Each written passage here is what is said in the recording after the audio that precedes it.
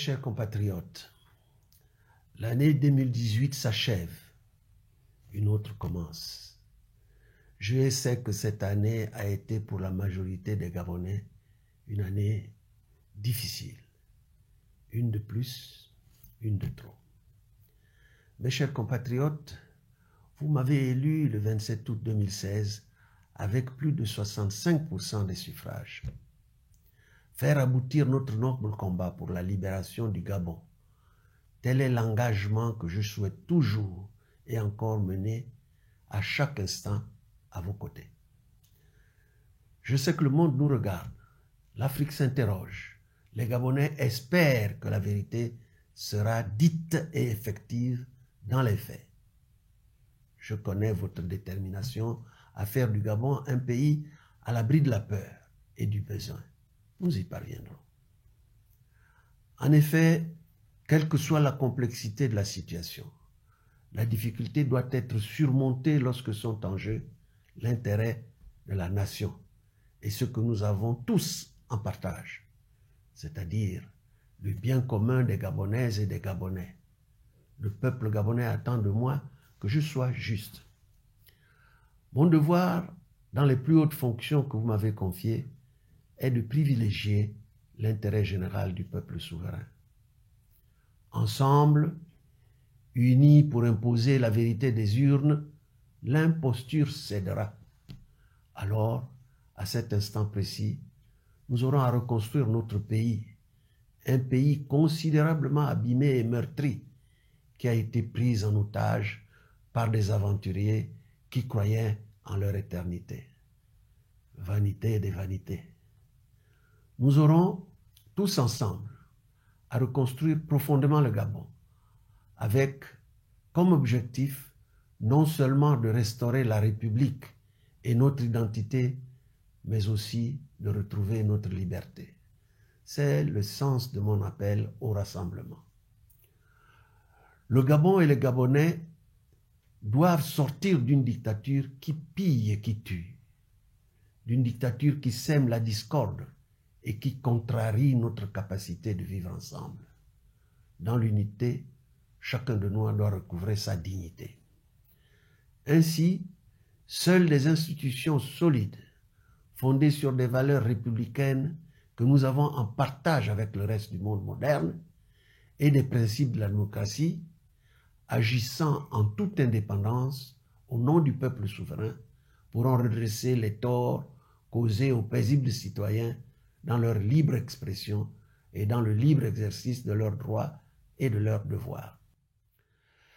Mes chers compatriotes, au moment où s'achève cette deuxième année de résistance, je voudrais redire toute mon admiration aux jeunes, aux femmes, aux hommes, à tous ceux qui ont fait avancer la cause de notre noble combat au prix de multiples souffrances et sacrifices.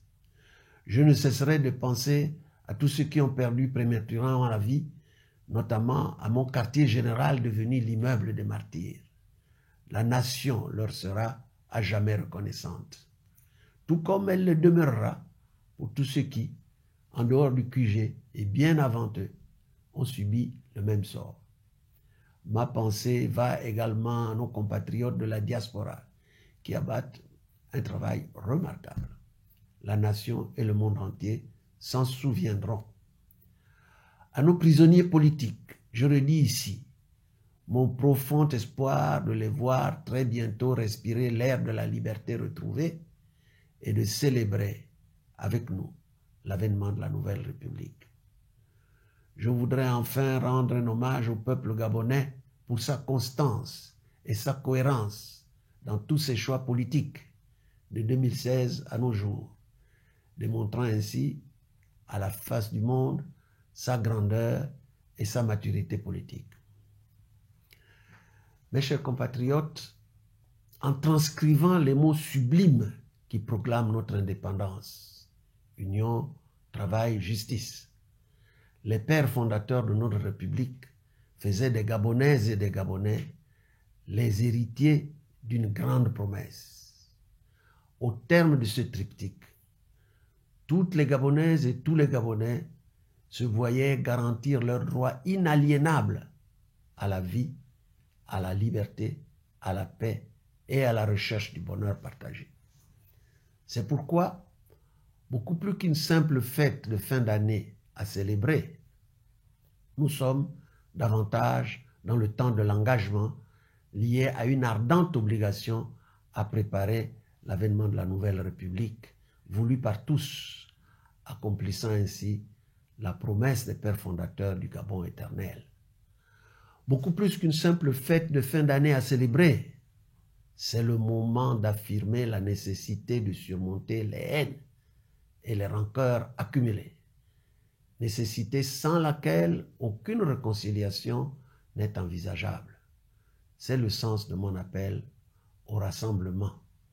Mes chers compatriotes, nous ne pouvons nous permettre davantage le luxe d'attendre, ni celui de penser à une solution providentielle, et encore moins de nous complaindre dans une sorte de complicité par le silence. Nous ne pouvons non plus nous permettre davantage de faire des calculs fondés sur le besoin de préserver nos conforts matériels et nous installer dans l'illusion d'une vie tranquille. C'est le sens de mon exhortation à la fermeté.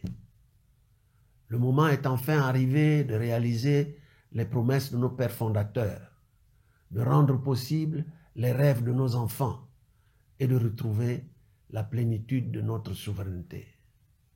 Je veux adresser à toutes et à tous mes vœux de santé, de liberté et de bonheur, les plus affectueux, les plus sincères et les plus chaleureux pour l'année 2019.